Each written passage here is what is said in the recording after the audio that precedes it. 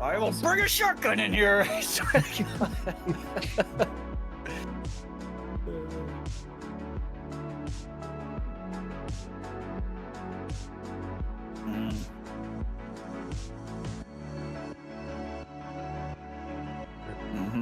Been there.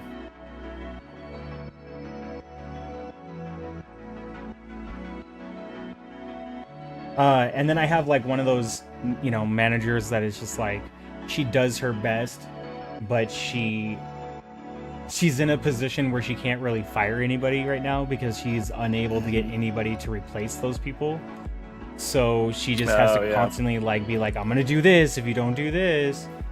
And then like people just kind of still bullshit it. So it is what it is. Okay. Oh, hi everybody. Welcome to the podcast. Welcome to the show. Welcome to the stream. Whether you're catching the replay or catching the live, you know the vibe. Hit subscribe, give a like, and let's get on with it. Welcome to P.O.G. Episode 3.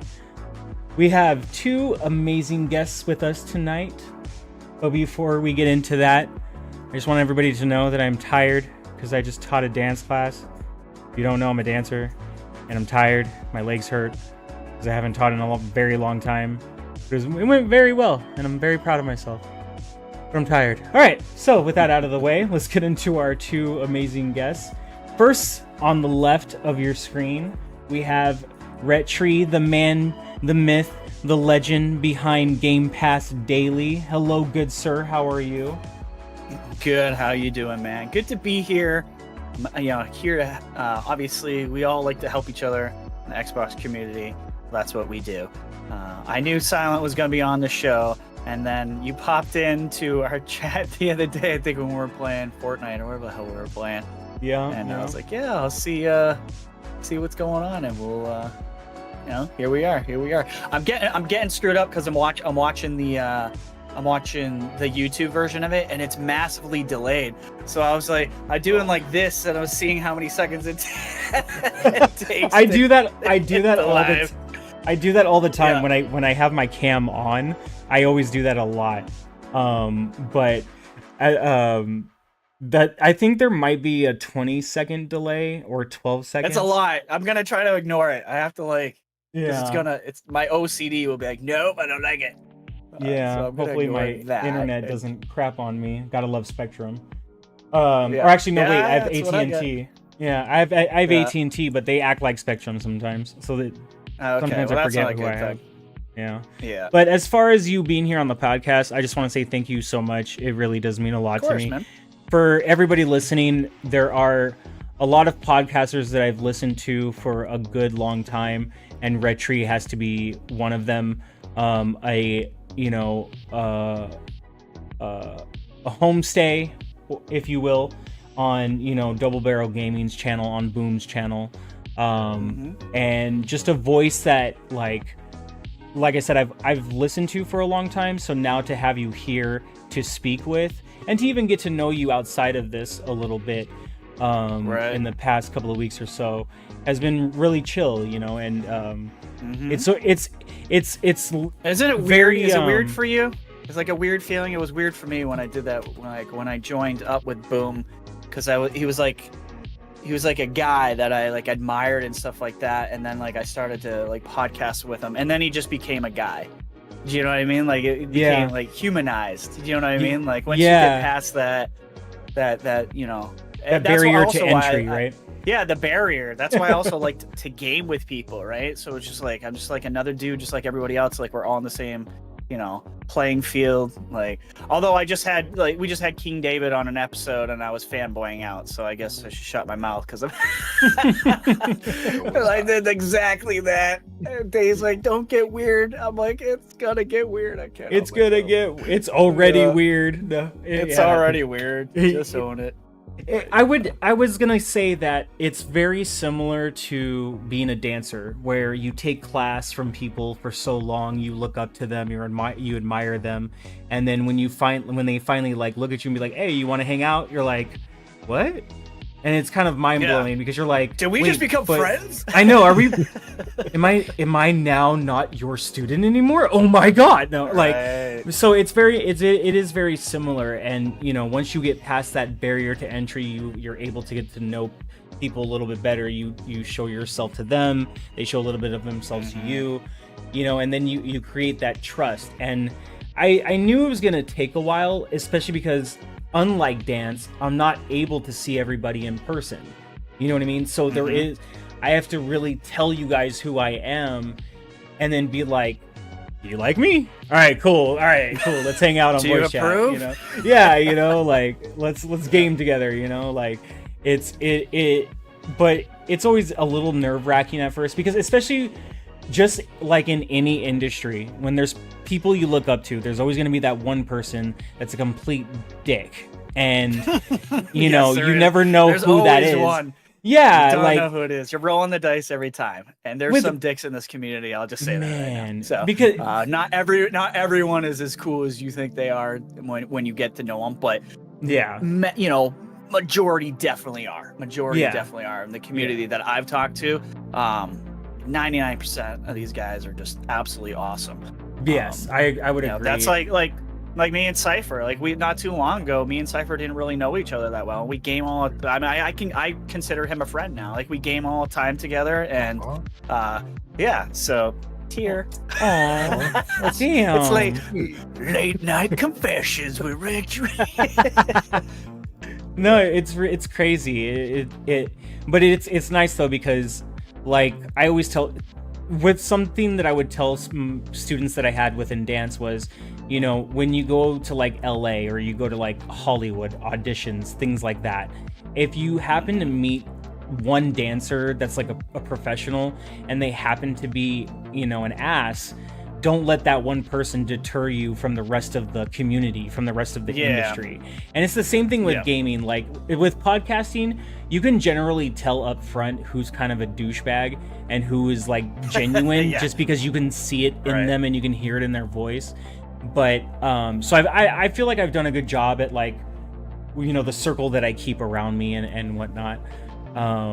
But yeah, there just like I said, any industry, there are a few, you know, bad eggs. But one person, quality, not quantity. but one person who's definitely not a bad egg, he's more like a sunny side up, would be our good friend. I'm trying to segue here and I'm bombing. I don't know if it was a ball joke or what. It wasn't. It's because he smiles.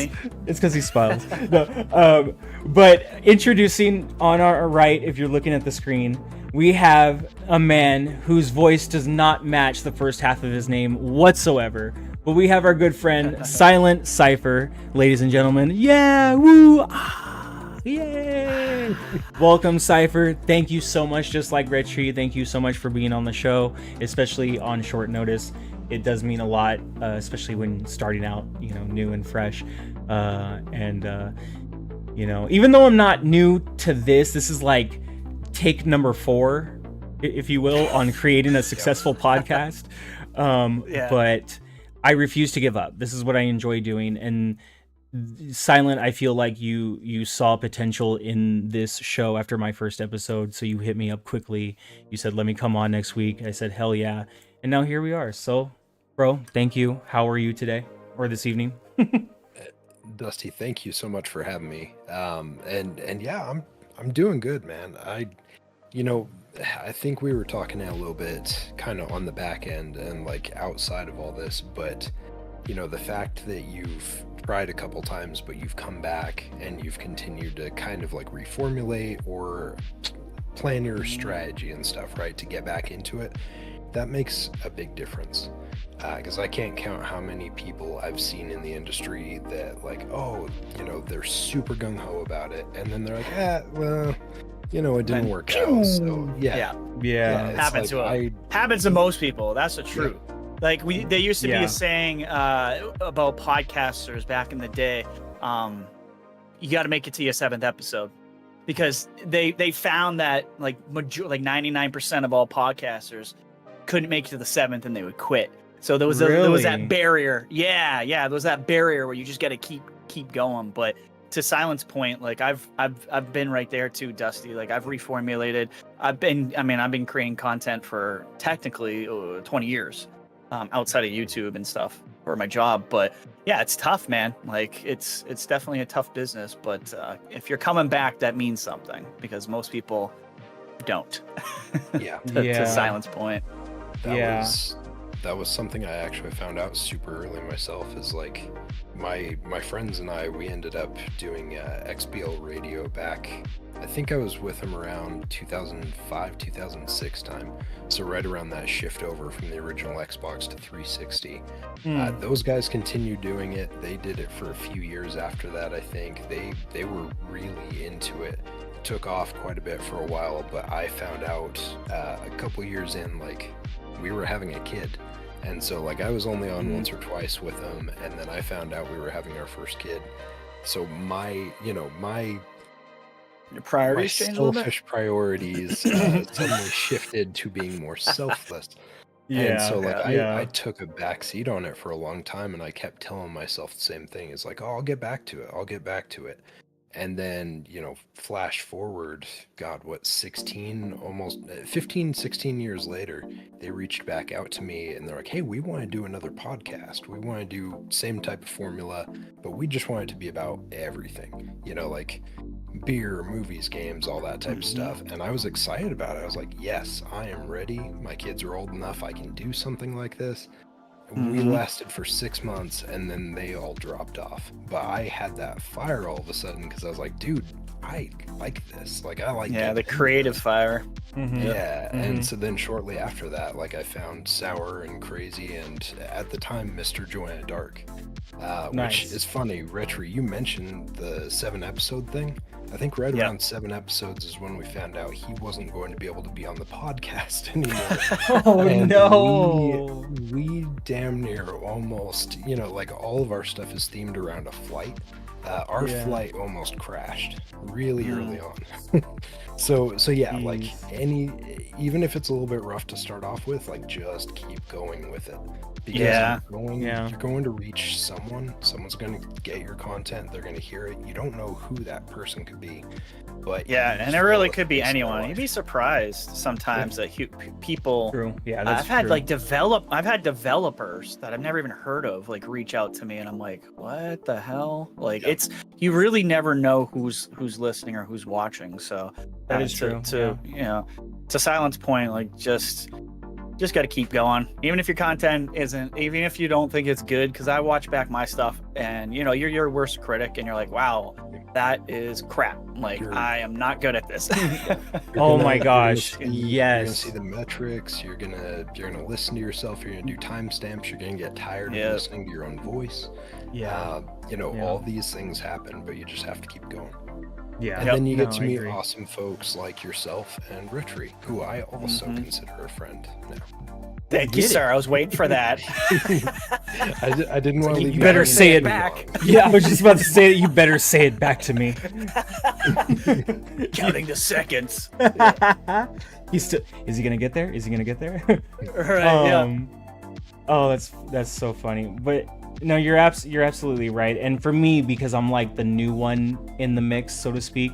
I mean, I've been around for a while, but not to the degree like this. So to now finally be in the mix with you guys, like it feels good because one, even if I may be slightly younger, like we're around the same age, same generation, similar mindsets, similar energy. And I even remember when I heard Silent for the first time. I think it was when I came through to the XBI podcast that one day, a few weeks back, and it was like the first one I actually came into for a while. And I was like, dang, who is Silent Cypher? I was like, he's a really good speaker. He's an 11-year-old man. Oh my gosh. No, but you actually remind me of one of my friends. His name is John, and he has a super deep voice. But if you just look at him, it almost doesn't match. It almost doesn't match. It almost doesn't match. And you have to get used to it for a little bit, So when I heard you speak for the first time, I was like, whoa, what is this deep voice coming out of my speakers right now? But no, you both have great energy, but beyond that, you both have good knowledge for games as well as the industry and the community. You know what I mean? Like, I feel like every industry always has a community, and those can often go together, but they can also often be separate.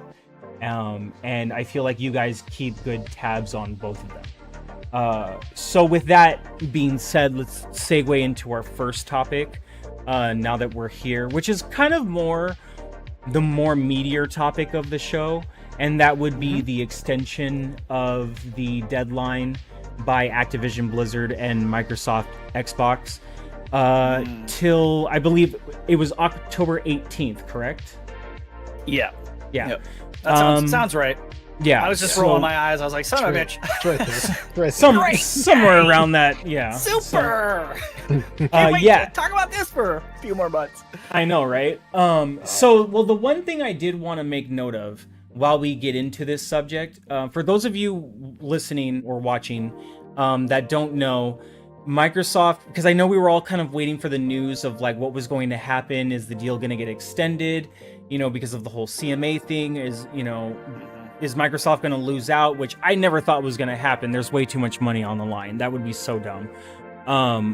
But then we finally got official word. Tom Warren and whoever the hell else, shared it online. Like pretty much everyone and their mom shared it. By the time I saw it, it was like an hour after. And my whole timeline was just flooded with the same tweet over and over again. But pretty much the deal got extended to October 18th, I believe is the date.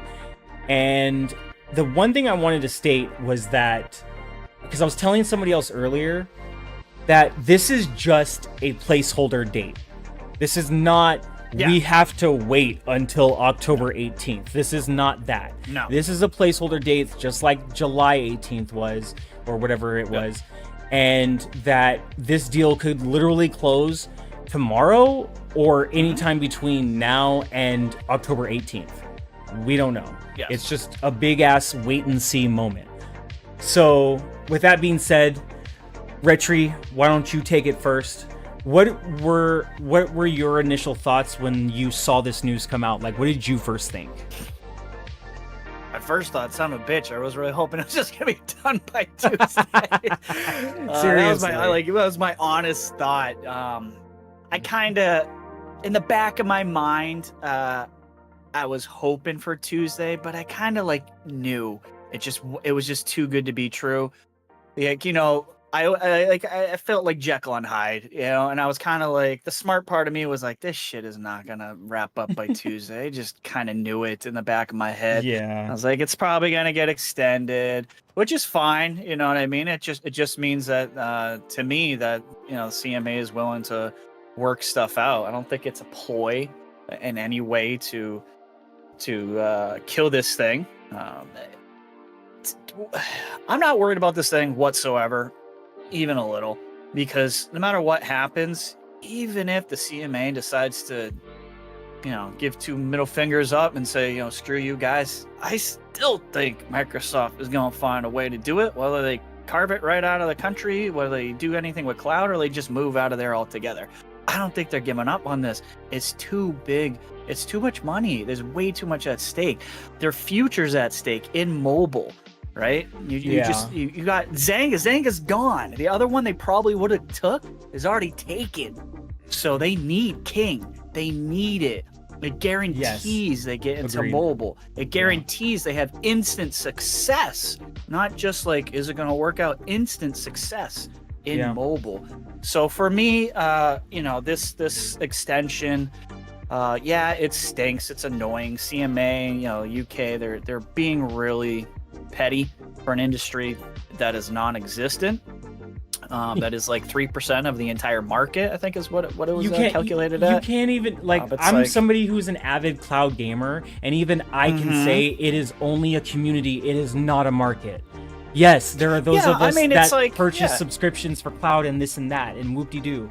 But we are just a community of people. We are not a market yet. It's not. Yeah. We're growing, but it's not substantial. It would be like me saying that consoles is better or is better than mobile. You know what I mean?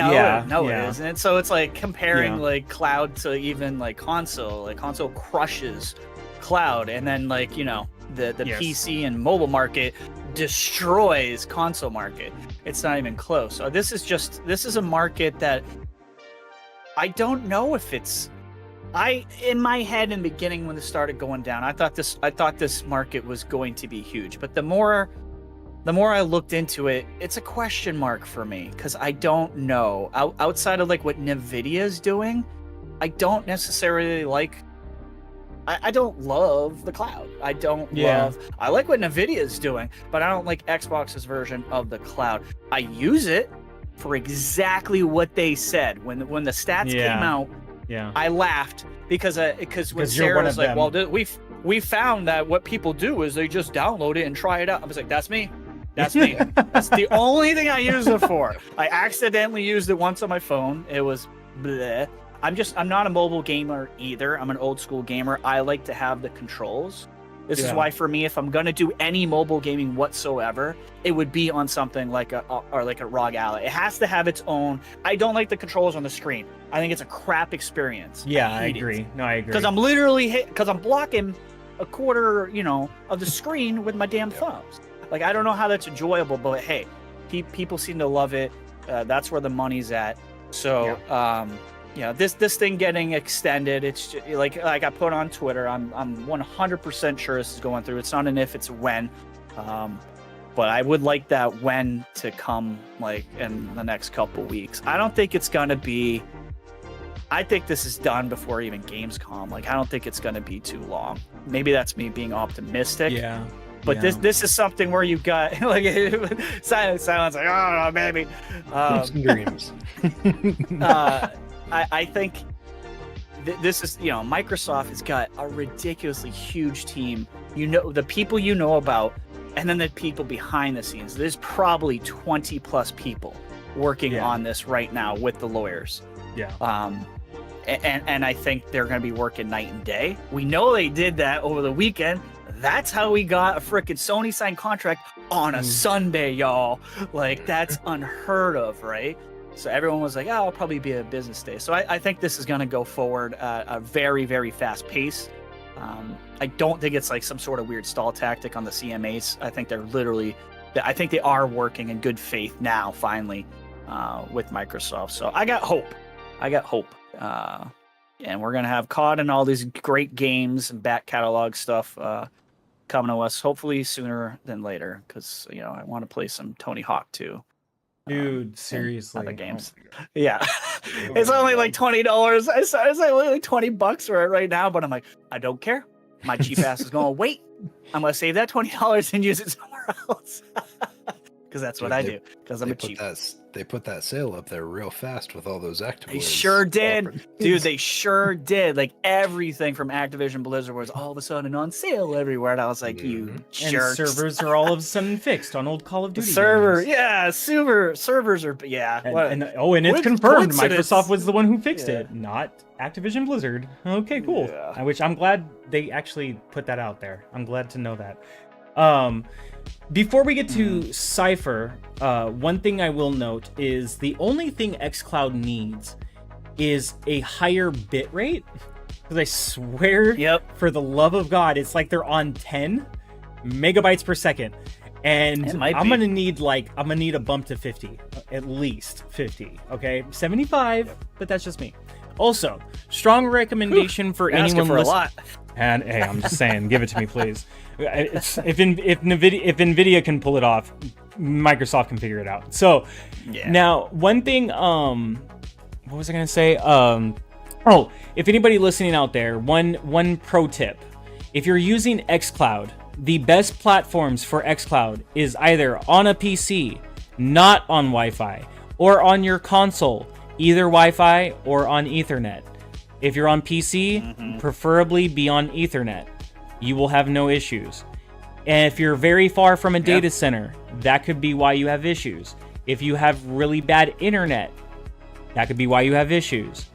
It's cloud gaming, so I don't know what else to tell you. Another thing to also note. That's what stinks about it. Like, your mileage will vary, and this is why I question mark the future of cloud gaming, because it's never, in my opinion, it's never, especially in the United States, it's never going to be the same for me as it is for you. You know what I mean? Unless that's another thing I was going to say. Well, that's another thing I was going to mention is another reason why I don't think cloud gaming has been adopted as much right now as people were hoping by as many people is because of that exact reason. If you are telling me that I can cloud game on my phone, and then I go to pull out my phone and I have 3 bars, but yet I'm getting pixelation and stuttering and I'm on 5G, that doesn't make sense. So we have to get to a point where connectivity is just like, if I'm watching Netflix on 3 bars and I don't have issues, we need to get cloud gaming to that ability and to that point. And if that means you got to drop resolution down, but to maintain, you know, like, so where there's no artifacting going on and things like that, then so be it. Don't give me 1080p, give me 720. It's on a phone, you know. But if I switch to if I switch to a laptop, your technology should know that I've switched to a laptop and that it should output maybe 1080, you know, just for an idea, you know, just saying. The other problem with that too is the lack of 5G. You're gonna get 5G, and all the big, like everyone in the big cities are gonna be like, I love xCloud. It works great. Yeah, because you like me, I love xCloud. Awesome. It's amazing for me. I'm in Cali. The rest of the world doesn't, right? Like I'm in Southern California. I'm in like the heart of all great data centers. So I'm not the good example, you know. That's why I always tell people, I'm like, look, cloud gaming is great for me, but even I know when cloud gaming is not great, because I've had to help a bunch of people. I've had to test in different scenarios. So I get that it's not super amazing. But I also know when people are bullshitting me. When people are like, oh yeah, I've tried cloud gaming. It sucked. Well, what did you do? Well, I mean, I was on my phone and I was like on Wi-Fi. Well, did you have full connectivity with your Wi-Fi? Well, it was kind of like outside of my house, away from the Wi-Fi. Well, no wonder it played like shit. Nowhere near the router between, with a bunch of walls in between me. Dude, I mean, I used it like in the bedroom through Wi-Fi on the phone and stuff a few times, and it wasn't bad in the beginning. For Xbox, it was very bad. Dude, Project xCloud. About a year, oh my God. About a year later, I tried it, and it had proved dramatically, like noticeable, like the amount of latency and lag. When it started versus when I used it a year later, I was like, whoa, okay, they're onto something. Like it's the experience was usable. I wouldn't play like Call of Duty or Halo or anything like that. But as soon as I use it, because I'm not an idiot and I know how technology works, my first thought is to do a simple game. You know what I mean? Yeah. Like a point click type of game or something like that, or like a puzzle game. Something that's not like. Something that's not a shooter and that's not a fast FPS, and it worked pretty good. But again, I'm not that market. Like you said, like the best experience, like my best experiences for using cloud specifically were through a browser on a hardwired computer, because I'm an ex-engineer. Everything's hardwired. I don't mess with Wi-Fi. My dad's a sound engineer, so yeah, I get it. Yeah, so like every I have everything wired everywhere throughout my house, or through my apartment, I should say. So and those experiences were great. And on the Xbox, it's really good. Like when I test out games, like it's a little tough to see if it's like versus it running natively. If I play it for a long period, but I'm not playing it for a long time, right? I'm only playing it for like 10, 20 minutes. And it also depends on the game, because some games you can get away with playing it for a long time. Other games you can start to feel the latency after maybe 20 minutes or so. So I feel you on that. Yeah, definitely. One thing I wanted to say before getting to Cypher, and then I wanted Cypher to comment on this. So it's going off of the same topic of the extension of the deadline, which, by the way, yes, I would have loved for that to have been a lot sooner. But then Tom Warren came out with this extra tidbit of information, saying that reading between the lines, it looks like Microsoft, Activision, and even the CMA are aiming for this to be closed by August 29th. The CMA issued a final order extension to this date, and the new termination fee jumps to $3.5 billion on August 29th. So if you wait any longer than that, and I'm assuming if you wait till October, that's going to jump to $4 billion. You know what I mean? Like, so maybe even 4.5, who knows? I don't know. Yeah, I think it was 4.5 was the last number. I don't know. Like the final estimation? How quickly. Yeah, the final was 4.5, I believe. So I think don't think that's ever going to happen. Right below 5, but yeah. So Cypher, given this extra piece of information on top of this, big news, do you think we'll see this done by August, or do you think we'll see this done by the end of July, maybe mid-August? See, this is the problem is you get hopeful, wishful thinking Cypher, kind of like where Retro is at. Yeah. But then you also get the, grouchy old man, like, hey, you get The off logical. my lawn. True. That guy, and that unfortunately, the grouchy guy is usually the right one. Yeah. I swear, like, you fight yourself, and you're like the happy-go-lucky's like sooner, and it's almost never that, right? And that's my nervous hesitation about this, right? Is I mean, we were talking, it's like Retro was saying, we had King, we were on with Dave, all of us were hanging out this weekend. And King and I were both in the camp of thinking like, oh, this thing is done on Monday. Like, this thing is done. It's set. Yeah, that's what I was thinking. Game set match, and this stuff will clean itself up quickly. And here we are. So I get a little bit nervous. I'm super nervous to put a specific, but I wouldn't be surprised if it ended up October. I sure hope it doesn't. For me personally, I'm sure just like Retri, just like yourself, like I look forward to this thing getting done so I can actually enjoy the fruits of the labor. Yeah. I'm tired of always having to deal with like the uncertainty of it. I just want to see the benefit. But I do think it's going to be October, and it makes me sad. Because I would love nothing more than to wake up tomorrow morning and find out this thing is done. Like find out, hey, the FTC's backed out, CMA has landed in lockstep with Microsoft, everything's good, we're off to the races. Which reminds me, did you saw that message in Discord, right? Yeah, which I tried to find some details on it. So Retri, I don't know if you saw it, but there was someone that posted one that was talking about the FTC backing down. I didn't find anything on a quick search. All together? Well, it was 1G. like an hour ago. Shout out to 1G maybe in your guys' Discord. Shout out to 1G maybe. He actually shared a video from Chaos Lounge, and if you guys aren't familiar, go subscribe to the Chaos Lounge. He's been doing really good coverage on this whole, debacle that's been going on for way too long. And the link that he shared is a video that says FTC accepts defeat, withdraws August 2nd motion, and calls it a day. So this is a video I need to watch later, because he's good at this kind of information. But yeah, this is all I know of it. I feel like everyone and their mother would have been all over this if it was. Yeah.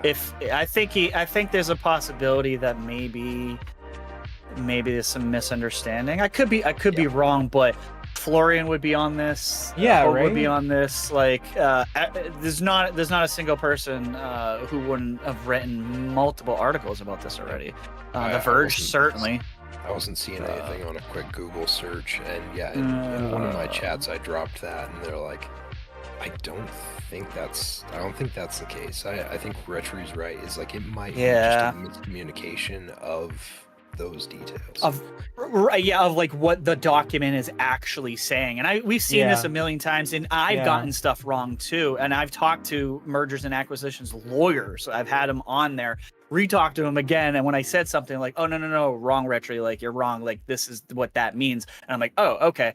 So I think this might be just somebody who is reading these documents incorrectly, because I don't think this one, like, no, I'm not trying to belittle it, like a smaller YouTuber is getting access to something that the rest of us don't have, because Florian would have obviously looked at the documentation, and I think he would have said something more definitive, and I don't see anything from him whatsoever.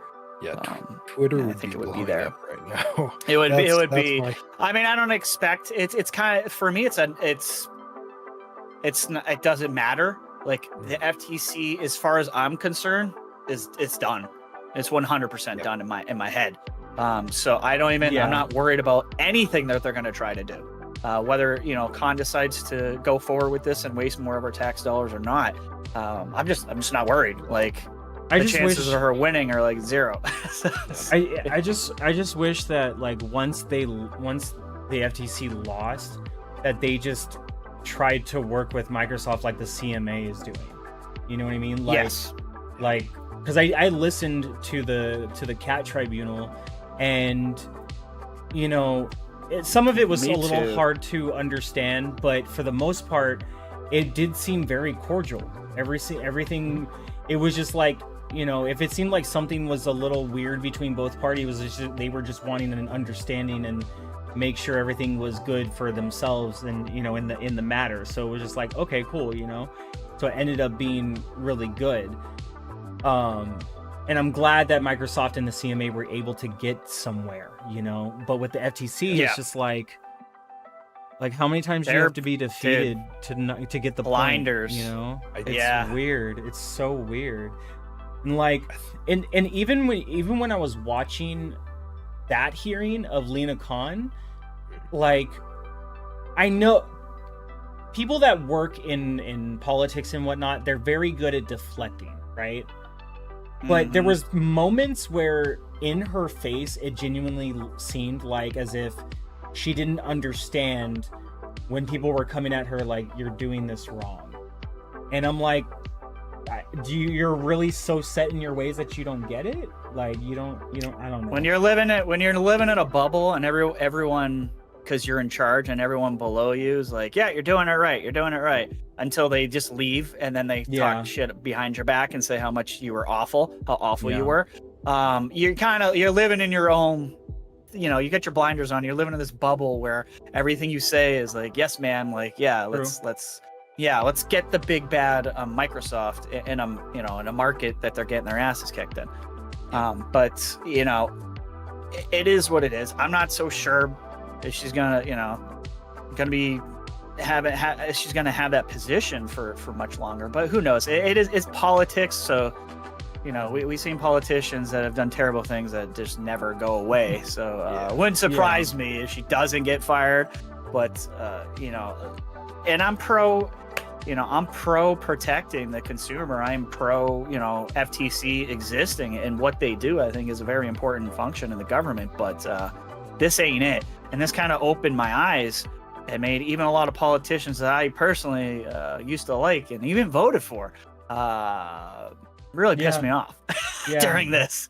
I'm going, Bernie Sanders, shut your effing mouth. Like, they were just saying things that were just blatantly not true. And scratching my head going, every union across the world, not just the United States, every major union is backing this up, and the Democrats are crapping on this thing. It doesn't make any sense. They should be begging to get into a corporation like Microsoft. Are you fucking kidding me? Like, as a union guy, I've written union contracts. We would have killed to get into a company like Microsoft and unions, because once you're in, and then it spreads like wildfire. And that's I'll get into that in the industry. I'll get into that a little bit, but I wanted to get Cypher's opinion on that as well, and then like on the whole like Cat Tribunal and how the hearing went with Lena Khan and whatnot, like what your opinions were on that, and then after that, Retchery, if you could piggyback off of that and let us know what your thoughts are, if you think this will close by August 29th, before or in October. I will be right back. I have to grab something from my wife's car. Yep. But Cypher, let's start with you. Okay. Well, yeah. So in regards to all this stuff, I think honestly, like, there's a lot of butthurt pride in this situation, right? Like, and I think it is very much like what Richard is saying too, is the fact that, like, she lives in rarefied air, right? Like, no one's going to tell her she's wrong if they're her subordinates. And so, you know, to see these type of things happen, and then to see her get completely lambasted in court, it's not shocking. But the thing that sucks is that she sees this situation, and instead of backing down or trying to understand what they're saying, she went full bore. Like, she doubled down more. It's like they would correct her on something, and then she would literally just keep saying the same thing over and over again. And that's part of that life, right? Is like, you say the things until you believe it. You say the things with confidence to make them think that's the case. And I felt like that was a lot of it, is like, she just was throwing stuff out there to see what stuck when they were like, nah, this ain't it. They're Yeah. like, this is not working. This is not it. So yeah, I think that's a lot of it is just, she's not been told no a lot when it comes to this type of stuff, and she's experienced it now, and she didn't like it, and she did not respond well to it. And Retro, I'm in the same boat, right? Is like there are folks, like, not to jump into the political side much, but like there are folks that I've either voted for, I was like, oh, this might be a good opportunity. And then as time's gone on, I've seen it and I've been like, damn, that did not go the way I was hoping it was. And I feel like they're not focused on the things that we want them to focus on. Like, yes, do an investigation. An acquisition this big deserves to be investigated, yes. But you have to know when to cut your losses or to make a case. And if you're going to make a case, you need to make sure you have facts to make the case. Yeah. And that's what sucked, is watching this whole thing fall apart. But yeah, I'll pass it back over to you, though, in regards to when you think this thing's going to close. Because I look forward to being right. I mean, here, yeah, I'm sure we will. Wouldn't be the first time. I'll play, like, both sides of this too. Like, my hopeful is actually in the next 2 weeks. My hopeful is in the next 2 weeks. But I actually think I actually believe it will close by August, or in August, I should say. Hopefully before Gamescom. And I'm just saying that, I'm just using that as a area of a date or whatever. I don't think it has nothing to do with Gamescom necessarily. Microsoft's going to close the second they can close. But like I said earlier, do that right there with Gamescom, though. Yeah, I mean, I mentioned Gamescom because I would as an announcement. I mean, they're never going to do that because it's not like it's going to. As soon as it closes, everyone on the planet's going to know, and they're not going to hold it off for Gamescom. You know what I mean? Which would be funny if they did, but never going to do that. But I say what I was saying earlier is this massive amount of lawyers and the paralegals and the whole financial team of Microsoft that are working on this that's all they're working on. There's nothing else going on in their lives. They're getting paid, way too much money. We know the financial expert cashed in over like $1.2 million. The lawyers are making way more than that. Like, the financial expert made that much. These lawyers are banking. So I think they're working around the clock. And it doesn't seem, the judge on the CMA side, he's pushing like things to happen quickly on their end as well. So you get a motivated Microsoft and a pushed CMA who's getting pushed into a corner to frickin' work on this thing, right? Because any fighting back for it should have been done. Should have been done by the 18th, and it didn't. It's bullshit. It's absolutely asinine that everyone was like, oh, I need more time. You've had 21 months. Like, you've had more than enough time to get your crap together. This is exactly why people want to strip power away from the CMA and the FTC, because they'll just grind you into a hole until you have no more money to fight. Except in Microsoft's case, you can't do that. Right? So they're just trying the same tactic that they've done, hundreds of times. They have these businesses that are pissed off and now trying to sue them. So personally, I think best case scenario in the next 2 weeks, but I definitely think it's going to happen like around August at the latest. I really don't see this stretching out too long. Never mind, every time, every new thing that you hit costs Microsoft more money. But the money don't matter to Microsoft. Because one thing that we know because one thing that was very, very, very telling that I loved that we found out during this hearing was that the price that Microsoft paid, this was redacted information. This is not what we know, but we know when they're on the stand, they're asking, this is what you paid. were basically saying to the execs at Microsoft, the FTC lawyer was saying, but you guys think Activision is actually worth this? And they would say yes. And they were saying, and the FTC lawyer is saying, which is significantly more than what you're paying for. So that is telling you that this $70 billion deal to Microsoft is probably worth $100 billion or more. That's how fucking big of a deal this is to them. Yeah. Right? They couldn't say those numbers, but the lawyer was making it real obvious that was probably a 40 or 50% above the number that they were even paying for Activision, which is something that I took out of it, going, holy crap, this is a much, the $3 billion is nothing. It's nothing, because these guys think this is probably worth closer to $100 billion, personally, in the long run. You know what I mean? So I think it's gonna wrap up sooner than later. At least, on my hopes and dreams. So we'll see. So I wasn't sure if I heard it or not. Do you think it's gonna wrap up before the 29th of August or after? Oh, definitely before. Okay. That's my safe bet. I'm hoping in the next couple of weeks, to be honest with you, but my safe bet is definitely before the 29th of August. But this man's energy. Yes.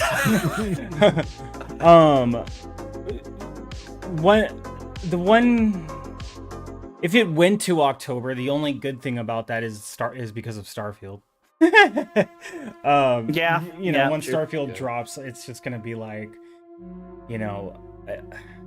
I just want to get far enough in the game where I can just go and explore some far off distant planet and just get lost and be there for however long I want to be there.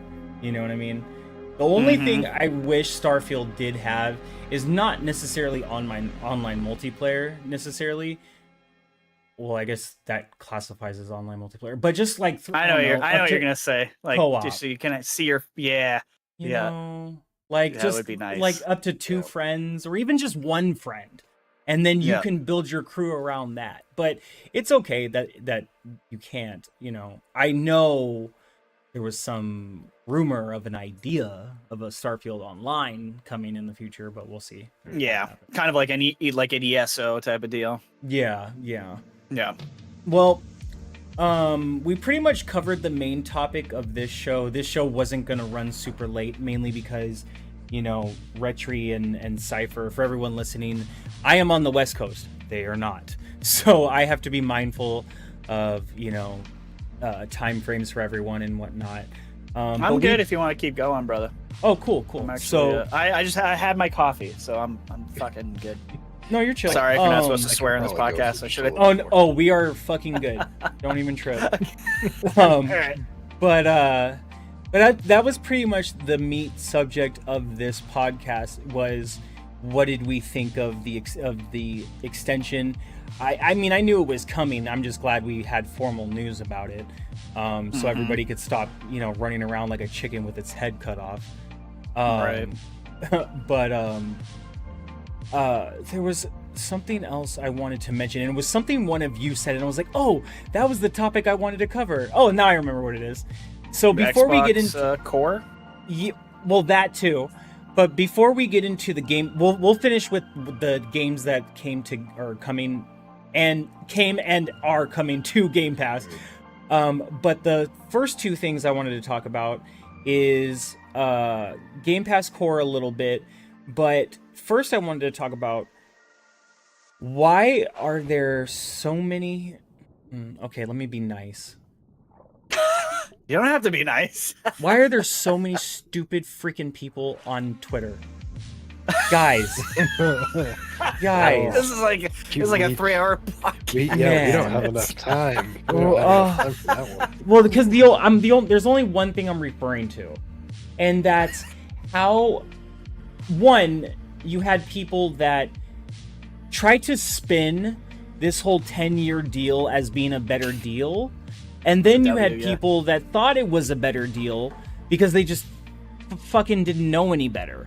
Which for those people, I can only feel for them for so long, and then it's just kind of like, look, the information is right in front of you. you have the technology, okay? I know. You're 5 seconds away from a Google search. You could find this out for Man! yourself. Oh, I just Yeah.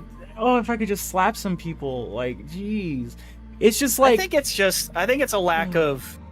There's acceptance? like there's people who do crazy research like me who sat there and listened to this effing hearing for, no joke, 30 plus hours. Yeah. By the time I calculate, because I recorded it all and I looked at my timestamps, and I'm like, no way did I listen to it. And it was over 30 hours.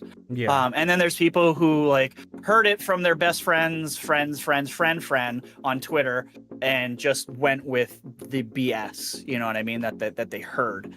So there's people who do research, and then there's a bunch of idiots. And unfortunately, I think the majority of people on Twitter are the idiots because most people aren't crazy like us and going to bother to do the research. Yeah. Because they probably don't have a podcast and they don't talk about this stuff on a regular. They just want to get their piece out on Twitter. But the block button is there. The mute button is there. I use them a lot. See, including to Xbox guys. So I get, we're on the podcast, and sometimes like even Boom will mention, did you see this tweet from blah blah blah? Who's an Xbox? Even though I call myself a shill, I'm really not. Who's an Xbox? This guy's an Xbox shill. I'm like, no, I don't. No, I didn't see his tweet. You know why? Because I blocked him because he's an idiot. Because he'll never say anything. Anyone who won't say anything negative about any platform or any corporation, I'm blocking you. Period. Yeah. Period. Yeah. Because if you're just gonna sit here and just spew good stuff about these guys constantly, I know you're full of shit. Yes. You're not real. You're not a real person. You're not real. When I see mean? that it's dick writing, quote unquote, it's for attention from who, that's up for debate, but it doesn't really matter. But it works. That's the problem. The problem is it works. I know. It works well. Like I come from TV and from news. If it bleeds, it leads. So if you are an a-hole on Twitter, you will get way more followers than I am. Like I'm an a-hole, but just not on a daily basis where I'm like, fuck PlayStation, they suck, they're the worst, blah blah. If I did that, I guarantee I could quadruple the amount of followers I have. Yeah. Like in months. I have no doubt I could do that. I just can't. I can't bring myself to sink that low. Yeah, and I'm not trying to like follow that narrative, but I do have fun with a lot of the things that get shared out and tweeted. And sometimes I do too. Like, you gotta give back the salt a little bit. But there's a 20 point. Years, so. There's like a point where you become really toxic. And there was somebody else. There was somebody on. I can't remember, but even if I did, I wouldn't say their name because they're generally a nice person. Oh wow. But fuck them. No. This guy. This is his name. This is where he lives. Oh shit. Cold-blooded. No, they were going off about something Xbox, and I was just like, okay, I bleed green too, but you're kind of making this worse now. Like, I can't even defend. Oh, I know who it was. I'm not saying the name. I'll tell you later in Discord. Okay. Yeah, because he's a respectable person most of the time. But he was going off on Twitter and just completely like feeling like every 5 seconds he had to tweet something like, yeah, you see Xbox, we're doing this. Yeah, you see that, ponies? Like, ponies just do that. I'm like, you don't have to go out of your way to say something to the ponies. They're gonna be there. Bingo. You know what I mean? Like, they're gonna be there. Only say something when they expose themselves. You know what I mean? Like, you don't need to draw them out, because then if you feel like you got to draw them out, then sooner or later people are going to forget that ponies started this mess, and that they're going to think that Xbox are now the ones that have created all of this, when that's not the history. You know what I mean? Like, no, but it don't matter if you start doing the same thing that the other side's doing. Someone like, oh no, it's Alex, is going to come after you too. You know what I mean? Yeah, exactly. That's just how it is. But that would be a great debate. I don't have any problem calling fucking anybody out. Zero. Because you know what? you were stupid enough to type it and hit send, that's on you. Yeah. That's on you. Gotta live with it. You gotta live with it. You know, I'm not saying it to like go off and attack people, but some of these guys that are super idiots, I got no problem calling their names out because they're not gonna stop. They're gonna keep doing what they're doing. You know what I mean? But you know, in this case, he's not a super idiot. It's just he's very gung ho. Yeah, he's very gung ho Starfield, you know, ABK merger, and you know the G Fuel is kicking in, so you know it's one of those. Right. But like, yeah, I don't know. I try to avoid. I'm somebody who tries to avoid the drama and the BS, just because I don't have time for it and I don't have the energy for it. Yeah. But I do enjoy. Exactly. I do enjoy a really good laugh, and Twitter comes with really good laughs. So that's definitely some good memes out there, especially in this subject. But so pretty much like all in all, what I was saying is just I can't really understand how people thought that this 10-year deal that Jim Ryan took was, one, a better deal, and two, I can't understand how Jim Ryan wasted all of our time, some of us, our taxpayers' money, and to end up signing a worse deal in the end. What the fuck? Makes me so happy. I mean, it's kind of funny. It is funny. It is very funny. Yeah, exactly. Couldn't have happened to a nicer guy. Well deserved. Well, I have to thank Jim Ryan. If it wasn't for him, GeForce Now wouldn't be getting, you know, all these games. So that's very true. Yeah. You know. There's a lot to be thankful for Jim on the Xbox side. Like that's just one of those things. Like everyone's getting deals left and right. So he's a real stand-up guy. Thanks, buddy. That Jim. Yeah. See, I think Jim is a perfect example of what I was explaining earlier, where somebody who like is doing well in what they're doing, but then they go a little too far, and you're kind of like, wait, hold up. And so what I mean by that is, for anybody confused, is Jim was doing his job opposing this acquisition. I agree with Boom early on when Boom was saying that Jim should be getting a raise for what he's been doing. He's doing his job. He's doing what any person who's competing would do, what any CEO would do, blah, blah, would do, whatever. And then Jim got to a point where all of us were looking at him like, okay, you did what you needed to do, but he was still frothing at the mouth. Like, no, I'm going to keep going after them. To where it just screwed himself over in the end. And I'm just like, if he had stopped at the whole 10-year deal and just let the FTC take over from there, things would have been a lot more smoother, could have ended a lot sooner. But he just, like, one thing I was thinking to myself was, if I was somebody who owned a PlayStation, knowing that all of this went on and knowing that Jim Ryan just signed a worse deal for me as a gamer, I would burn my fucking PlayStation. Yep. This is what I was saying on the podcast too. He literally screwed over the PlayStation community. Like there was the option of Blizzard games going there, and there was the option of it being in PS Plus, dude. Dude, he killed it all. Like I would have been pretty angry. Like I mean, I am a PlayStation. I have my PlayStation, but I use it to play single player games. I mean, it's been collecting dust for a while. Yeah. You know what I mean? So like, that shit. I would be pretty pissed off at Jim for that. I mean, he screwed the customer base over by trying to just kill this thing altogether. I mean, him and Khan have a lot in common. Apparently, they get in their head, they got their blinders on, and they just kind of go. Well, that's what happens. I think when you're the king, you rule the roost for so long that you get in your own head and everyone just bows to you, and Phil didn't do that. He rebutted back and said, yeah, that's not going to work. I'm not giving you everything under the sun when we pay $70 billion for this thing. Which is just seems obvious, right? Okay. But yeah, I mean, good on PlayStation for getting a 10-year deal. That's cool. They get caught. It's not going anywhere, and good on Microsoft for allowing all the PlayStation player base to pay for a bunch of our future games. Thanks, guys. So yeah, seriously, because they are, because that's that is what it is.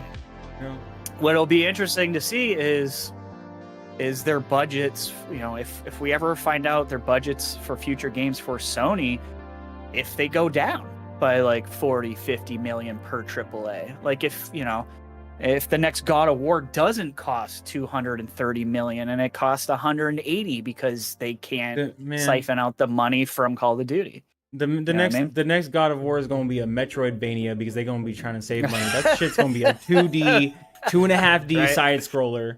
Yeah, play it on my mobile phone. They're going back to they're gonna go back to the old school top down like sideways shit.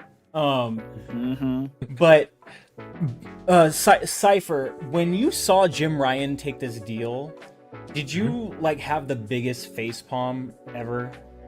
And I'm not saying that because you're bald, but I'm just saying that mainly because anybody, I feel like God himself facepalmed at watching this happen. I honestly got such a goofy grin on my face, I'm sure, when I saw it. Like, when I saw that, because honestly, like, there is no way that someone can spin this. I mean, some people will try. People will always try. Oh, they tried. I saw it. Yeah. Yeah. But you can't justify this and be like, Jim done good job, boy. He done great. Because, like, he literally had the same deal as all the other guys, and he pissed it away. And then he's sitting in a deal now where it's just Call of Duty.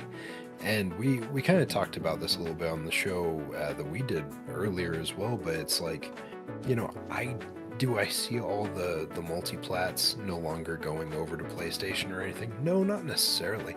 I'm with you. But I do see, I mean, in this situation, just to be like, hey, you gave us shit, you made our life miserable. I do see some of those games not coming to PlayStation over time. And they're well within their bounds on that. Because Jim signed this deal. This was the deal Jim had to sign because he wasn't getting the other one back. He burnt those bridges already. Yeah. And so I mean, I had a smirk, honestly. Like all I can think of, like when that whole situation went down, and I was thinking about how I took it.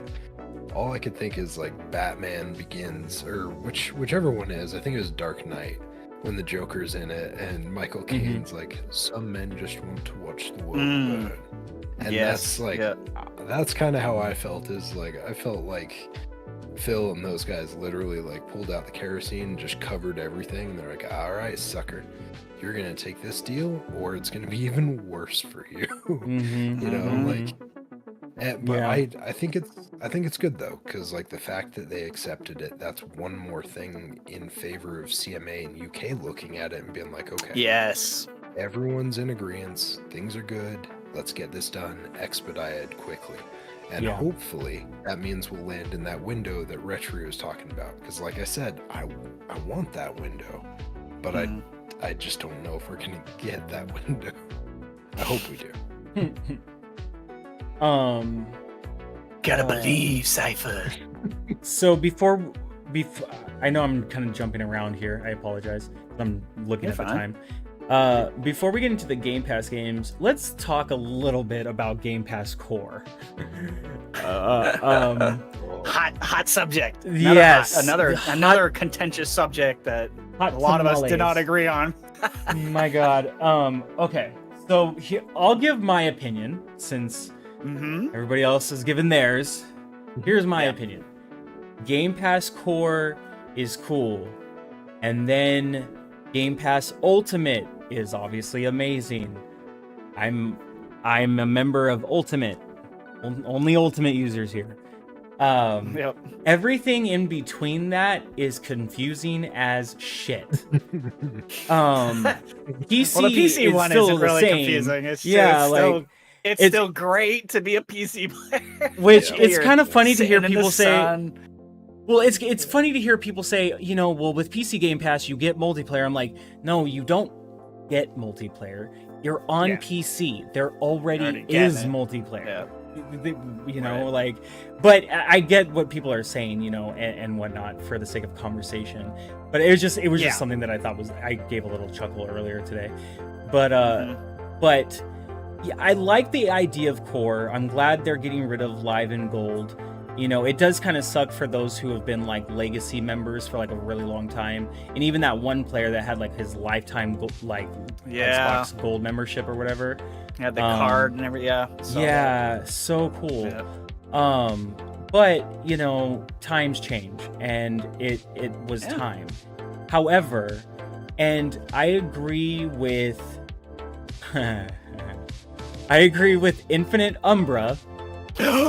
No, you don't. I knew you were gonna react. No, on one thing that he was saying earlier, and that's where I agree with him, that if we as a community were as loud as we were when they did that whole price hike shit with the memberships before, that they would have probably done something right away. But it is Xbox. You know, it's not like they don't make changes, you know, somewhere down the line, but only if people are loud enough. You know what I mean? With one thing we also know about Xbox is if you're not loud enough, they won't hear you. It's not that they're not listening. Difference, though. Yeah. Huge difference between, like, Umbra's point is he's I love him, but I feel like it's a little misguided because you were in. I heard what he was saying though. For live for years. Versus what happened what happened when they were going to double the price overnight is not the same thing. Well, it is night and day because the entire community went, whoa, you're doubling it? That's like Game Pass games. Game Pass, the games with gold was good, and it took years of it just slow. It was like a bad stock that just continuously went down. So it's like it's the frog in the boiling water. It happened over a long period of time till you were realizing that you were boiling to death. That was games with gold, right? The other situation happened instantly, and it was dead within 24 hours. You know what I mean? So I don't think and I don't disagree with Umbra and talking that we need to, when shit is going bad, we need to stick up for ourselves and get, you know, and say something. You know what I mean? Which I'm famous for doing and having a bunch of Xbox guys hate me over, right? Like when I say Xbox has terrible marketing, because they do, people come at me. You know what I mean? So, but I agree. I agree to a point. One of the things I did agree with Umbra was trying to get across is that, well, they technically did take something away from Ultimate members. So he's not wrong. I was going to say that too. Really shitty games that you got, 2 games of whatever a month. But they did take that away, and they didn't give you anything else. And in fact, they also increased the price too. But what my argument is I have not cared for so long about gold that I didn't care that they took it away. Umbra did, right? So I think to Umbra's point, most of the time I would fight for more, but I so didn't give a crap about gold that losing it meant nothing to me. Yeah, no. So you know what I mean? So to Umbra's point, what he was ultimately getting at, and I know it like took a while during the episode for like him to finally get there, but I'm glad he did, was because I understood it too. As an Ultimate subscriber, yes, we lost a perk. Now, whether or not that perk was great or shitty, the fact of the matter is we lost it, and it wasn't replaced with something else, which in all of our minds should be, if it was replaced with something else, it should be something that's better, obviously. However, I understand what you're saying, where it almost feels like we didn't even lose a perk because it was so shitty to, like, from the jump and you know, from the get-go, or not the get-go, but like it was just a shitty service regardless. It's been shitty for years. It's been really bad for a long time. That losing it wasn't really losing. Wasn't anything. Always bad. It was just cutting off fat that wasn't really there to begin with. You know what I mean? Yeah. So I get what you both are saying. You know, with Umbra's point, it's like, well, yeah, they may have been shitty games. They may have done it on purpose, but they still could have replaced it with something else for being an Ultimate member, because that's still a perk we lost. I get that, and I kind of agree with that. I do too. I mean, I don't disagree with it. At the same time, do you care or do you not? You know what I mean? Well, I just didn't. Here's a great question, and I'm sure you'll agree. At the same time, being an Ultimate subscriber, they took it away, but I don't even notice it gone. Of course you wouldn't. You know what I'm saying? Like no one will. No Yeah. one will. That's the thing. It's like, and I'm not saying it's complaining to complain, because I agree with the point that Umbra was making, is he's not wrong. Like, and I said that on the podcast. I was like, Umbra's not wrong. They are taking away something and not giving you anything back. My point was this: I personally don't give a shit. He because what they took away was trash. He wanted he wanted to fight the good fight. And I don't feel like every fight is worth fighting. I will definitely fight some fights, but that one for me was not something I would stake. I feel like my claim on it and sit there. But if the service was a little bit more robust and people cared about it a little bit more, then I would see more people up in arms. But most people didn't even pay attention to it unless you told them to go check it out, because there might be one game on there worth downloading. Like I got to me, he's fighting the wrong fight too. Like I made a video about this. My problem wasn't gold. My problem was online, and that should be, if anyone should be screaming at the top, the console players should unite in one thing, and that should be online for free. Period. Because you're literally, we're having discussions left and right about how we're not leaving the console players behind, blah blah blah. There's been this like fight that PC players are getting a better deal. There shouldn't be in a fight. It's written in ink. I'm staring at it. It's without a doubt a better deal. Like, without a doubt, it's a better deal. Not only that, they also get EA Play. Like, it's not even comparable. Once you compare the PC to the console guys are getting F. Yeah, and it's really their own. And in my opinion, they're getting F because they've always gotten screwed. So it's like the frog in the boiling water. You've been paying me for X amount of time. You're used to it. You're going to continue doing it. And what I don't like is people saying like, well, it's always been that way, so why should we care now? Because now it's all black and white. You see this core deal where you get multiplayer, and then you look at the console version, you don't have it, and it just looks stupid. And the console deal is supposed to be looked at as a better tier than core. Exactly. So why doesn't and it's debatable. I mean, you get the games, but then you automatically lose the multiplayer. To the point really of core, weird. The $9.99 a month for core is kind of BS. It's $60 a year. I don't know anyone who wasn't getting the games would go for $60 a year and doing the annual payment. Everybody was doing that. So technically it is $5 a month. But it just doesn't look good. My point was a new customer, a brand new customer. And that's what I was saying to the podcast. I'm not talking to you guys. You guys are the insiders. This is not going out to you. This is about, grandma. I think we used grandma getting it for Joey or whatever the hell it was, right? Gam is out there going, I don't get it. And she probably won't get it because it is a little confusing for someone who doesn't already understand this, who hasn't been an Xbox player for 20 years. So it's one of those things that we're talking about. It's a fiery subject, and it's going to go away. So we're just going to stop talking about this in a week. It's not even, no one's going to care. You know what I mean? In my opinion, until the next damn thing comes up, because this might not be over. It's like I said, there's 4 right now, and there's a possibility this could go to 6 tiers. That's information overload for any consumer. Okay? Yeah, because there's supposed to be a cloud tier. They talk about an ad tier, and this is something that is real, guys. Like, whether they implement, whether it actually goes out, Microsoft was 100% looking at doing this. All right, that doesn't mean it sees the night. It doesn't mean the public's going to see it. There's plenty of hardware that Microsoft has made that's no one's ever, has ever touched. True. There's an ad tier that for like half the price of what core saying $9.99 that they were messing around with, that was like $3.99, where you would have ads before you start a game, kind of like a beginning ad roll and an end ad roll, for which would be a Gamepass thing. And then there's the family and friends and family plan that hopefully will actually happen, which I still think will. So there's a possibility we could have 6 tiers in Game Pass. You telling me that ain't fucking confusing? That's too much. But here's look at how many people part. made fun of PlayStation. Look at how many people made fun of PlayStation for how many tiers they got. And when we were saying that on the podcast, people were like, 4's not a big deal. I don't know why you guys are making a big deal about it, because it might not end at 4, guys. Yeah. It could be 6. Well, the crazy part is, even if we get to 6, one of the tiers is still not going to have online. Everything else will. Like, that's like, yeah, it that's literally so could. It would be so odd. Like, family tier has online for the whole family. Yep. Like, but you know, console. Yeah.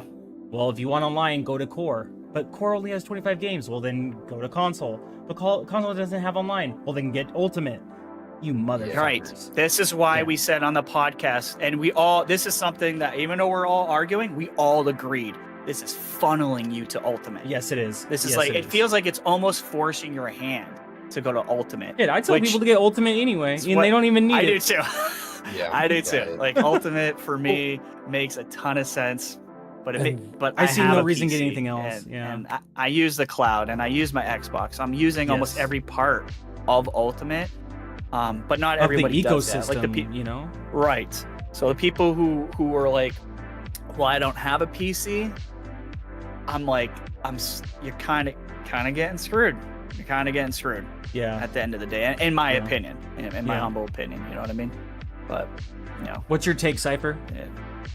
I just looking at all this stuff, like it's another example over and over again. I feel like we keep getting this, is they continue to tell us, even though they keep telling us that like the console player is their core audience. It's a lie. Like that. You know, it's like you look at this and they're continuing to say the exact opposite. Actions speak louder than words. Yes. They're 100% lying to our faces. Do as they I have say, to. not as I do type of scenario, and it's bullshit. It is bullshit. And I'm on the same boat with Retro on this one, right? Is like communication, marketing, advertisement through Microsoft has been trash. It has been hot trash because they continue. It is getting better. Always. It's better in ways, but they continue to fumble the communication every fucking time, and it's maddening. Because like you look at these instances and you're like, you could save yourself so much heartburn, so much like vitriol in the community if you didn't make some of these moves, or if at least you just communicated it better and you explained where you're coming from. Because us, like, we only see it as we want the best deal, and when you come at us with something that's not the best deal, we're like, well, that's not what we wanted. And you didn't communicate that properly, and so we get pissed off. And everyone online gets pissed off. It's just, God, I don't know. This whole Game Pass thing, like, when I first heard that they were getting rid of gold, I was like, oh, good. Thank God. It was just like Retro was saying, good. It was time. It was time 3 years ago. Yeah, I agree. But they continued to do it. It was literally like, you know, holding on to that pet that you love, even though you know that pet needs to be put down, and it's the more humane thing to do. You continue to hold on to that pet because memories. True. It's like sometimes you have to do the hard thing, and they were not doing the hard thing. So yeah, I thought it was a good thing until I saw those tiers, and I was like, me too. What are we doing? Yeah, like, when I first saw the tiers, I was like, oh, this is cool. And then I looked at online, and it didn't dawn on me. And then somebody tweeted it, and I was like, wait, what the hell? I was like, this has to be a typo. And then Xbox tweeted officially, and I was like, no, this is really what it's supposed to be. Why? What? One thing I will say for you guys, though, is if there's anyone out there that's trying to find games that have lobbies that are packed with people, I will tell you this right now, those folks on Core that now have those 25 games, those lobbies are probably pretty packed with people. So that's true. That's good news. That is true. I mean, look, we know, well, we don't know, but the core audience or the the X, what's going to be the X Gold audience on September 1st, there's way more of them than there are Game Pass Ultimate subscribers and PC subscribers and console subscribers. So you're going to see the numbers inflate like a mother. Exactly. Just like what happened with PlayStation, because I specifically watched their numbers before they did the convergence or whatever with all their stuff, and they were right around between 3 and 4 million. That's how many people were paying for their online service. It was nothing. Yeah, that's how bad it was. So their numbers are going to get inflated. The amount of money is going to be the same. You know what I mean? It's really a rebranding for Core. Yeah, it is gold. Yeah, it is gold with a different name, and I get what you're saying value, too. A better value. What you were saying earlier about like it is a better selection of games than what you were getting with games of gold and all that shit. You know, it's like, way better. Like I would much rather have Core than what we were getting before. Yeah. You know? Yes, it is definitely better for those people. I definitely get like the business reasoning, right? Like it makes way more sense to them because, like Retro's saying, it inflates the numbers. It tells you, hey, look at how much Game Pass there is. Like the amount of Game Pass numbers are going to fly at this point. Yep. And I do kind of wonder if this ties in with some of the agreements and some of the terms that have come up for this ActiBliz deal. Like we haven't seen all the paperwork, but I do kind of wonder if maybe there's something in there where they said, okay, well, for this to go through, one of the stipulations is you have to show reporting in regards to what your active base is. And if you had something like this and that would be great, people, then that would make those numbers look good. Sure. The shareholders would be super stoked, and that's an easy way for them to adapt to that. Yeah, I would love that. I don't think it's going to happen, only because as a shareholder, perception is reality. So if you're in third and you put out numbers and that is exactly why Xbox is not showing their numbers, because they don't want to constantly show you that they're getting their butts kicked quarter after quarter after quarter, because that can actually affect the stock price.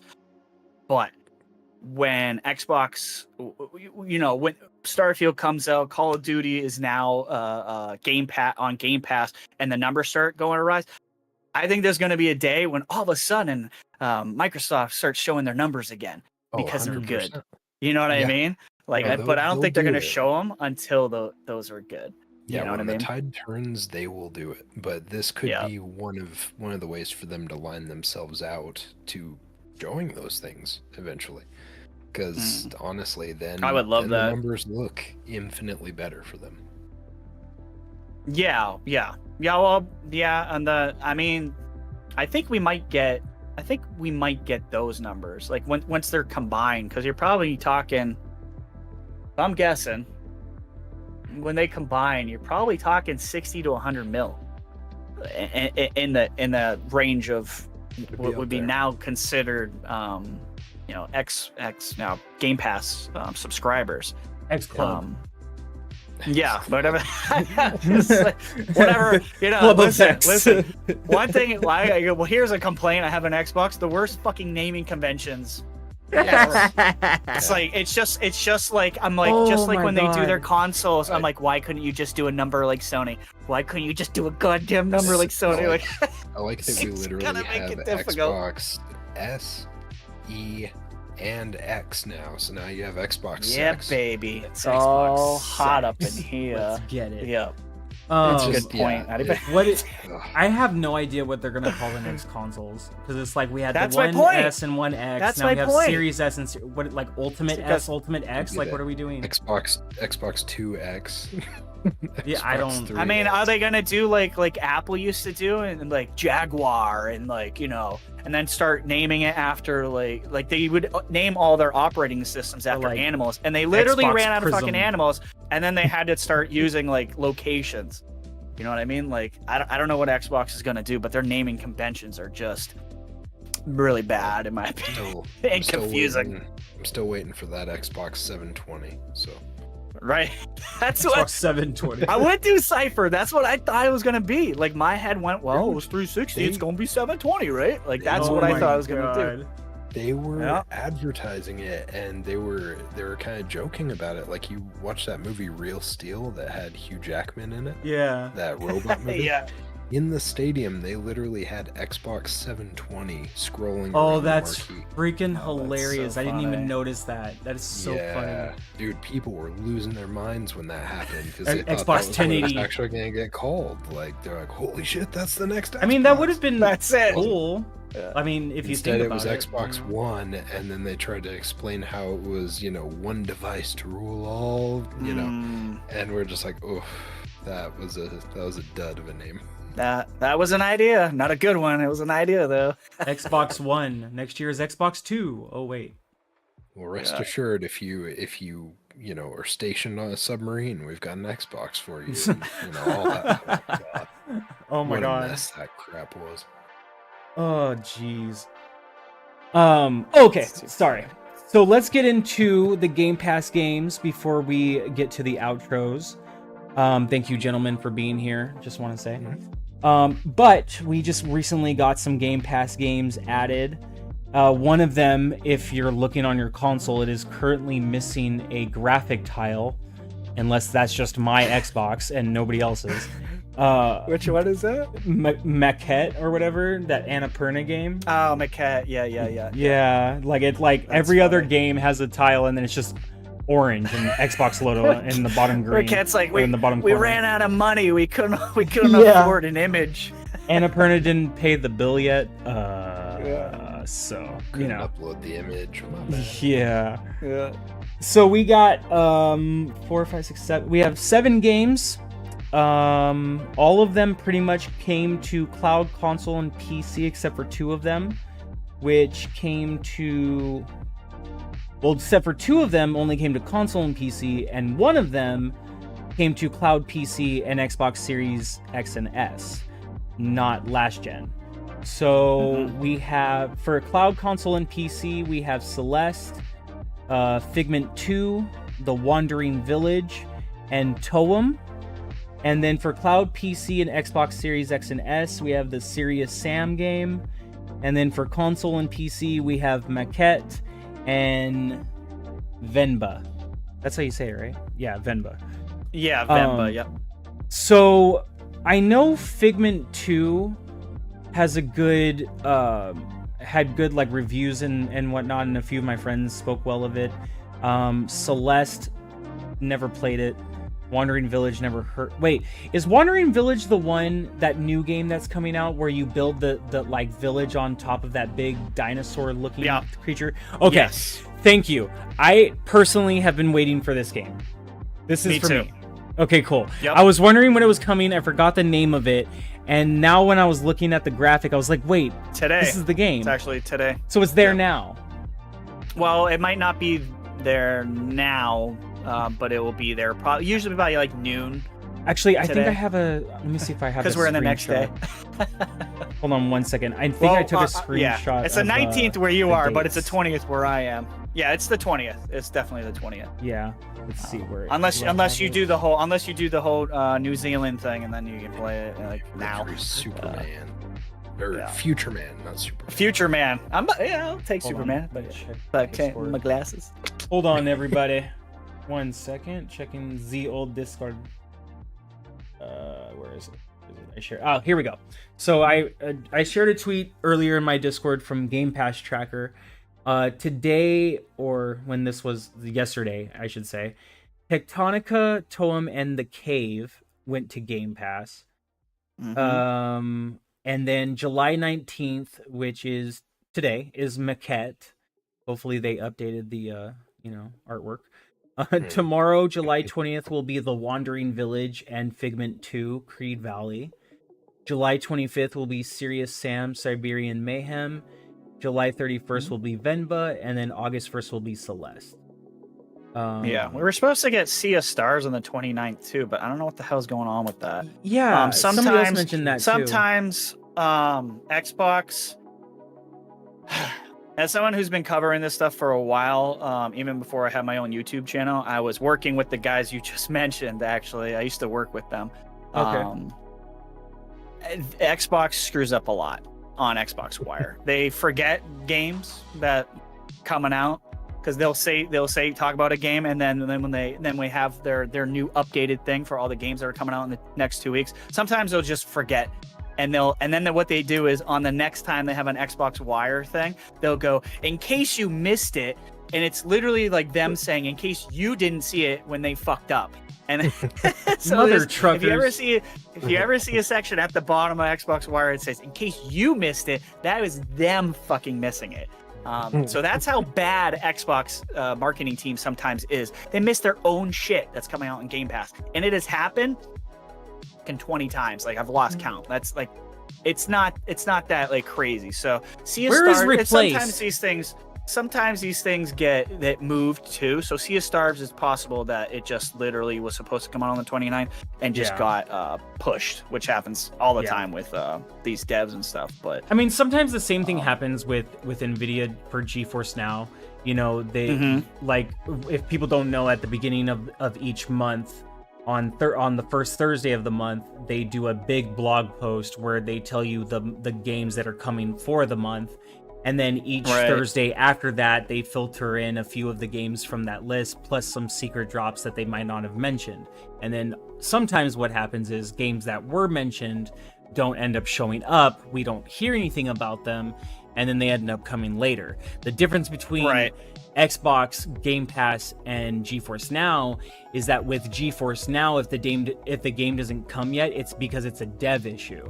With Xbox, they forget they even have the fucking game. So that's a very big difference. Well, okay, it's a little bit of both. Like, sometimes Xbox will just screw up and not post it out there, and they're like, oh crap, we forgot about it. And then other times, sometimes there is the delay where the dev will be like, oh, we were supposed to come out here, but we're gonna come out a week later. And sometimes that's literally them, especially with smaller indie games, just avoiding a juggernaut or something that is where they were gonna land, and they don't want to get crushed. Yeah, which I did have like some small indie developer, which I'm not gonna mention who it is, tell me like, oh yeah, we got out of the way of the other game. I'm like, that's smart. Just moved it a week, you know, like, yeah, I would, good idea. You know what I mean? Just stay out of the way. So for me, Wandering Village, Figment 2, of course, and Serious Sam, obviously piqued my interest. Mainly Wandering Village. That's the game I've been waiting for. Like, I'm so excited to finally jump in that one. Toem, though, the art style, like, yes, it's black and white, but the art style and just looking at some of the screenshots of the game looks really interesting. I think my wife wants to play Maquette and whatnot, because I think she was checking that one out. Cypher, what about you? What any games out of this bunch that excite you? I don't know if there's really too much. Like, I think I did see a little bit on Wandering Village, so I'm sure I'll give that one a shot. But to be honest, I actually didn't realize that there's a new Serious Sam coming out. Yeah, I didn't realize that either. So I'll definitely give that a shot, because, you know, why not? It's there, right? Yeah.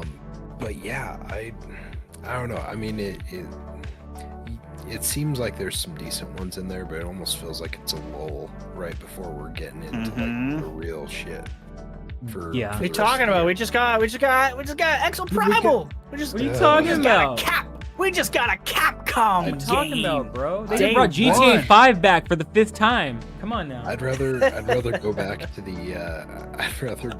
laundromat and keep playing Arcade Paradise. Oh man. Wait, I gotta ask you. Like, I know you saw us playing Exo Primal, and nobody I was playing with liked it. We were all making fun of it. Cypher was watching us. He's like, "You're not selling me on this thing." Did you end up playing it at all, Cypher? I'm just curious, or did you just avoid it? He's like, "No, I do." Because a lot of people are liking it. See, this is what I was saying when we were streaming. I'm like, man, I don't know if I'm being a grouchy bitch or whatever, but like, it's just not.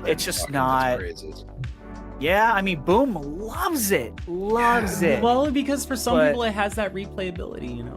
But it's But from what I've seen, it's kind of like that hero shooter type of setup, right? Like it's hero based type of thing. Don't dig that stuff. Like, I just when I found that out on my own, I was just like, that's not for me. Because like, even the same thing with Rainbow Six. Like, I miss when it was Rainbow Six 3, Vegas, or Vegas 2. Me too. Yeah. Because it's like, dude, I I will dictate what I'm going to do on those missions. I don't need you to set me a preset character. I think that's part of why I never enjoyed Battlefield also, is like, I'll do whatever the hell I want to do during that game. If I'm going to be the medic for a minute because shit hits the fan, then I'll be the medic, and then I'll go back to a support type of approach. But like doing the whole class thing is like, don't tell me how to play you get the game. I'll play the game. With Exo Prime, well, Battlefield did update. They have changed that, so you can do that now. So that's the good news on that front. Good. 2042 is Exo good now. Primal. Yeah, it is very good now, actually, and I might be streaming that soon to get some people to play with us. If I've been trying to get people to play Battlefield for a while, if I have the time, I am gonna do that. Yeah. Exo Primal, though, the things I like about it, like the mechs are beautiful. Like, there's not one mech that is designed, like the designs are great. The problem with Exo Primal, in my opinion, is, first of all, there's one mode that it basically starts. There's technically two, but it's one mode. Trust me on that one. And it gets repetitive on the same damn map over and over again, real quick. Quick. That game, I've seen so many people say, like, after playing it for like 2 hours, they were done. And that's exactly how we felt when we played the beta many months ago. I said, I don't know. I was playing with my buddy Galveston. I'm like, dude, I don't think this game's gonna be good. I don't think it's good. I'm like, this is boring right now. I hope there's other modes that come out, and they promise other modes. But apparently, what Galveston was telling me, he kept going with it, crazy, even though he didn't even enjoy it. Is you have to literally like grind to get to open up other modes. Yeah, that is the stupidest thing I've ever heard. So I think, in my opinion, I said after playing it again, I think this game's dead in a month. I think it's in trouble. I think it was put onto Gamepass because I'm thinking that they did some testing, as they should always do. I think some people said this gets boring way too quickly, because that is what I'm seeing over and over and over again from individuals reviewing this. They keep saying it gets boring too quick. Naturally, it's much higher. Yeah, it's much higher on Xbox Metacritic than it is on PlayStation. That's no surprise, because I think, things on Game Pass automatically get a shittier score from PlayStation guys. I think they just kind of But I don't know. I don't necessarily disagree with the with the score either. I think, like, when we were playing it, I said I'd rather be playing Redfall right now. Oh my god! But So, and I actually play. I think Redfall got more hate than it deserved. Like, I don't think it was a good game by any means. If you watch my streams, you would know we made fun of Redfall almost the entire time I was playing it, but we still had a good time with it. Exo Primal got every single person I was playing with was ready to be done like in an hour and a half. We just they were ready to move on to another game. So they should not have launched it's a miss. Minimal content. They should have really. I mean, I get why they did, but there's gonna be some crossover stuff. They're bringing more content on. I certainly don't want a Capcom game to not succeed. But I think this is. I personally think this is going to be Capcom's first dud in a long time. I really do. That's how much lack of faith I have in this game. We'll see what they can do with other modes. Yeah, they need to deliver on content like Halo sooner Infinite, rather than later. Unfortunately, they obviously, you want them to do quality, but this game is in a position where time is actually against you. People get tired of games so quickly nowadays. I move on way much faster than they used to, and and if you do not update your game with either bug fixes or content right off the bat, you're gonna lose your player base to another game. Just like Battlefield 2042 should have never launched, and they didn't listen to anybody. Every reviewer said don't do it. They did it, and they ate it. They ate it hard for doing that. So it's like, sometimes you might want to just delay it, just so you don't hurt the brand for possibly years, right? Because what's going to happen when the next Battlefield comes out? You're going to see stories everywhere, and they're going to be saying they're going to screw it up again. So that automatically hurts sales. That automatically makes people pause and go, I don't know if I'm going to give them a chance. I gave them a chance last time, and it screwed me over. So maybe I'll just wait. You know what I mean? But anyways, but the Wandering Village looks great. I'm going to try it out. Hopefully it's good. It's like one of those world building games where you're building your little city on the monster. I think it looks really cool as an indie. I think it's like made by like 10 or 15 people. It's a really really small studio. Yeah, I heard it was a small team. Yeah, and that was another yeah. reason. That was another thing that intrigued me about the Wandering Village was I always love games that have small teams that work on them, but when you see the game, it's like, dude, this looks like a large studio made this. Yeah, right. You know? Yeah, like I think the art's really good in that. But to Cypher's point, he was kind of saying like it feels like a lot of filler, and I think he's kind of right. Like Game Pass, in my opinion, as someone who covers this crap, is in a lull right now. Yeah, I don't think he's wrong. Yeah. And Exo Primo was supposed to be the big boy for the month because we usually get like a AAA. Yeah, whether you like that AAA or not, but we usually get something. But it's the big game of the month, of the month. And we did get AAA. It's Arcade Which Paradise. One? Dude, I am telling you right now. But I hear it's a great game though. Yeah, I've played more. I made fun of it, and I got crowd. Everyone's like, "It's great. I love it." I was like, "I'm sorry for making fun of you." It's great. It's great if you have Red Tree OCD, speaking blasphemy. Yeah, if you have OCD, it's a struggle, but it's also like your moment of zen at the same time. It's good. I did forget about Sword and Fairy Together Forever. Actually looks really good. I haven't played that yet, so that's on my list. So that's like an Eastern game that looks like it actually has really good combat. The curse of the backlog. It's insane. This is why I'm, luckily I cover this stuff, so I have an Excel sheet so I can go back and be like, oh shit, I forgot about, because I'll completely forget about a game that I want to play. You know what I mean? Yeah. I think maybe Game Pass should have something like, just like you can put in like games that you want to buy, which is a very great feature on Xbox now. Like you'd be like, my wish list, you put in your wish list, and when it goes on sale, like purchase it. Like they need to have something, I think, in the Game Pass ecosystem where you can kind of like star them and store games for your backlog or something, so you can even remember that the damn thing exists. You know what I mean? So they actually do have that. There's a section where you can add games to play later, but the problem is you can that's right. You can only add up to 5 games. Play later. You know what I mean? Really? Yeah, and I'm like, if you're a Game Pass Ultimate subscriber, 5 games is like, man, that's nothing. Even... I can do that in a month. Yeah. It's cool that they have it. But I forgot about Play Later. I forgot about that. That's right. Yeah, I have a bunch in there too, and I clearly I'm not using it. So it's like 5 or 6 or 7 or something, but I'm pretty sure it's 5. But it's like it's a cool feature, but at the same time it's like, but there's so many games. And yes, we asked for this. We all asked for this. We all asked for more games, and now we have so many games that it's like we have too many games, which is great. I'd rather it be that way. But if we're gonna have this many games, then you really need to let us make our own. Like it would be cool, like you said, to have our own custom library within the library of games we want to play, but we just cannot get to. Yeah, it'd be nice to have like a folder structure that you can control. You can name that folder shooters, and then another folder RPGs, and just put them in there like a catalog of stuff that you'll get to later. Agreed. You'll never get to it later, but at least you could remember that it exists. Because so many people, once I put out like the information of games that are leaving, I have a lot of people will DM me and they'll go, "Oh my god, thank you! I forgot it was on." On Game Pass. I'm like, go play the Ascent right now. That's leaving soon, by the way. So if you haven't played the Ascent, not to be missed, in my opinion. That's a very, very good game. I enjoyed that game very much. I even bought it on Steam because it was on. Got added to GeForce Now. What was I gonna say?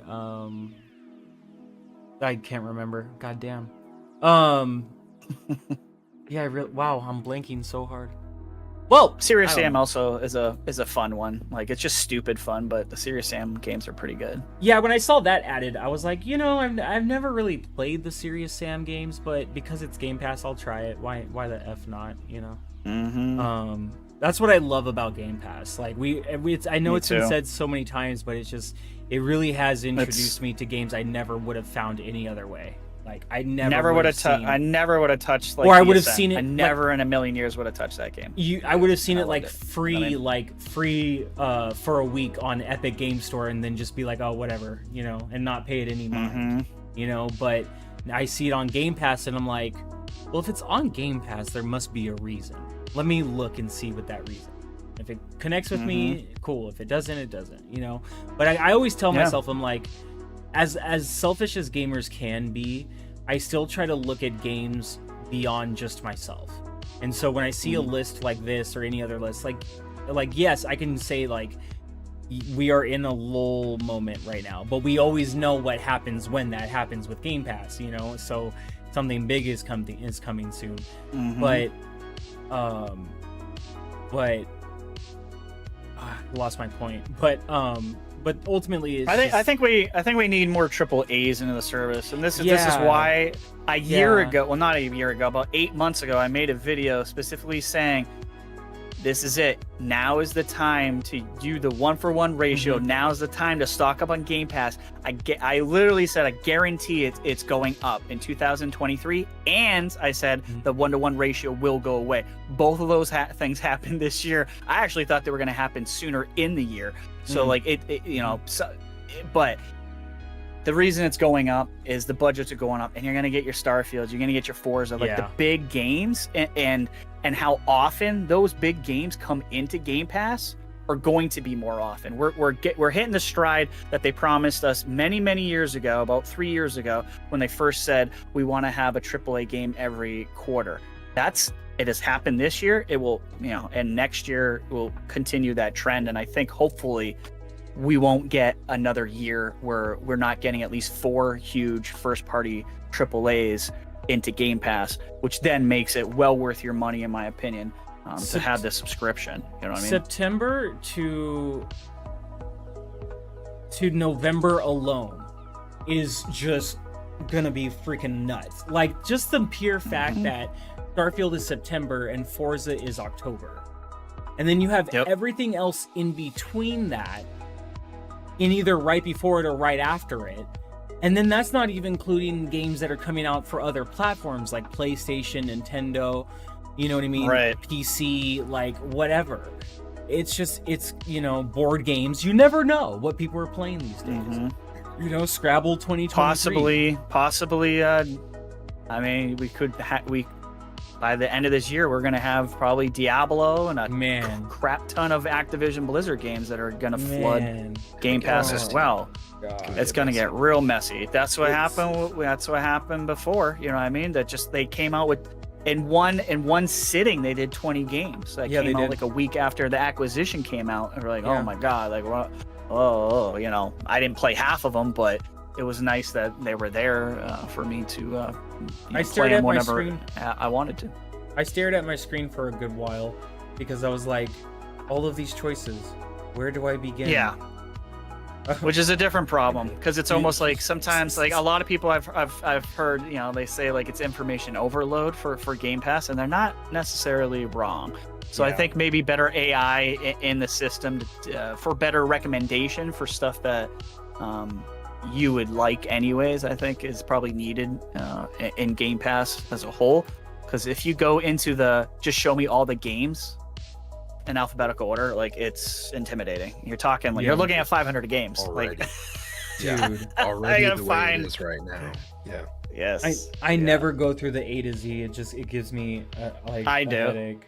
I try and then I'm just like, oh my god, I'm just gonna go back to like searching. Yeah, it's so much, but I love it though, because that's what you want from a service like this. You want to feel like you have an abundance of content to choose from, like, so that God forbid if there's a month where for some reason we're not getting anything, like, unless you want to be a pure hater, there's way too many games to play where you should not complain. You know what I mean? Like, yes, we get games every month. That is what we're accustomed to. But in the event, God forbid, that there is a month where that doesn't happen, I think we'll be fine. I think we'll make it. I think we'll survive. So, but I think we've reached the end of our show for the evening, or for the night, I should say, because we are way past the evening period. But once again, I just would like to thank Retri and Silent Cypher for being here with me tonight. Really meant a lot. And we actually did a 2-hour show, which I did not think was going to happen, but here we are. I am proud of us. Silent Cypher is going to hate me in the morning, but he'll deal with it. His boss might. But before we head out of here, Retri, if you could let everybody know where to find you on the socials. Yeah, absolutely. For me, it's Gamepass_daily on Twitter, and just Gamepass Daily for the YouTubes and Gamers Council with Web Dave, 7 p.m. Eastern Standard Time every Sunday, and the Xbox Factor podcast on Tuesdays at 12 p.m. Eastern Standard Time, and that is with Boom Umbra and my boy Danny. So, yep, those are all the places you can find me for now. Hopefully, I'm not going to be doing any more podcasts anytime soon because this is a lot. yeah. Just Wednesdays at 8 p.m. PDT right. for JP. Okay. Right, there you go. Yeah. And Silent Cypher, please let everybody know where they can find you, good sir. Absolutely. So first off, real quick though, thank you so much for having us this evening. Yes. I'm glad the schedule worked out. Me too. Glad that my workload tomorrow is kind of mellow, so I can go into work and just kind of like autopilot it a little bit. And the benefit of Friday being my off day, so it's like sweet. Okay, I can recover right after. It's good. I'm glad everything aligned. But as far as where you can find me, obviously you can find me on Twitter. God, you can find me all over Twitter, Instagram, Xbox, PlayStation. I'm even on PlayStation. As Silent Cypher, TikTok and Twitter are kind of my main ones right now. That's where you'll find me usually hanging out the most. Of course, you find me on Xbox International Podcast on Wednesdays at 7 p.m. Eastern Standard Time, just a little bit right before Dusty's show. Nice. This nice little show we're on right now. Back to back. And back to back. Yeah. Back to back. Yeah. For real, yeah. But yeah, I don't think I have anything slated for this weekend, and so I'm pretty sure I'm just gonna try and like stay a little bit low key and maybe play a few games, hang out, But no, it's been a lot of fun. I'm glad it all worked out, and I'm glad we could have the awesome tripod this evening. Yeah, no sexual innuendo. But all sexual innuendos. But totally sexual. Yeah. Yes, fully. No, honestly, you both are welcome back anytime you would like to be a guest. Please just let me know by all means. Sure. Same to Maker of Chaos 12, who was a previous guest on the show. He is also somebody who is always welcome back. 3 guys who just have great energy, great knowledge on the industry as well as the gaming community, and I couldn't ask for better people to do this show with. So obviously the guest list will grow as the show grows on more into the future, but those that were here in the beginning, they have first come first serve. So please, by all means, gentlemen, whenever you guys want to come back, just let me know. For everybody 100%. That if you guys want to find me on the socials, it's just at the Dusty Uno on Twitter and at the Dusty Uno on Threads. You can also follow me on Kick and Twitch, although I'm kind of on there randomly right now just because I'm trying to figure everything out with how I want to live stream. But mainly you can find me here as far as videos go, right here on G-Wave TV. Giving you the latest and greatest and whatever people say on their YouTube channels. No, honestly, I'm really just happy with what I've done so far with this channel, and then the help that has been able to come through the show and just make it so much better. Silent Cypher, thank you. Retri, thank you so much. I hope to see you guys on the show again soon. To everybody out there online in the interwebs, love, peace, chicken grease on my Jesus piece. Stay safe, stay clean, stay dusty. I know that doesn't make any sense, but I'll see you guys next time. Peace, everybody.